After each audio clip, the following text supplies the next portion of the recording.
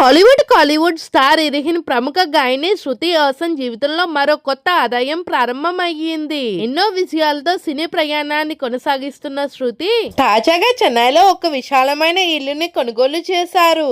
ఈ సందర్భంగా సంప్రదాయబద్ధంగా గృహ ప్రవేశ వేడుక నిర్వహించి కుటుంబ ఆచారాల ప్రకారం ప్రత్యేక పూజలు చేశారు. ఈ వేడుకలకు సంబంధించిన ఫోటోల్ని ప్రముఖ సెలబ్రిటీ ఫోటోగ్రాఫర్ వైరల్ బయాని సోషల్ మీడియాలో పంచుకోవడంతో అవి క్షణంలో వైరల్ గా మారాయి. ఈ వేడుకల్లో శృతి హాసన్ సంప్రదాయ దుస్తుల్లో ఎంతో అందంగా కనిపించారు. పూజా కార్యక్రమంలో భక్తి శ్రద్ధతో పాల్గొన్న ఆమె ఫోటోలు అభిమానులను ఆకట్టుకుంటున్నాయి. కొత్త ఇంటిని స్వయంగా తన కష్టాజీతంతో కొనుగోలు చేయడం పట్ల అభిమానులు అభినందనలు తెలుపుతూ శుభాకాంక్షలు తెలియజేస్తున్నారు. అయితే ఈ ఫోటోలు సోషల్ మీడియాలో మరో ఆసక్తికరమైన చర్చకు దారితీశాయి. గతంలో పలు ఇంటర్వ్యూలో తను నాస్కురాలని శృతి హాసన్ చెప్పిన విషయాన్ని గుర్తు చేస్తూ కొందరు నెటిజన్లు ఇప్పుడు సంప్రదాయ పూజలు చేయడంపై ప్రశ్నలు లేపుతున్నారు. నాస్కురాల్ని చెప్పి ఇప్పుడు గృహప్రవేశ పూజలు ఎందుకు అంటూ సోషల్ మీడియాలో కామెంట్స్ చేస్తున్నారు. మరోవైపు వ్యక్తిగత విశ్వాసాలు కాలం గురంగా మార్చాయని, మరోవైపు వ్యక్తిగత నిర్ణయాలను విమర్శించడం సరికాదని మరికొందరు ఆమెకి మద్దతుగా నిలుస్తున్నారు.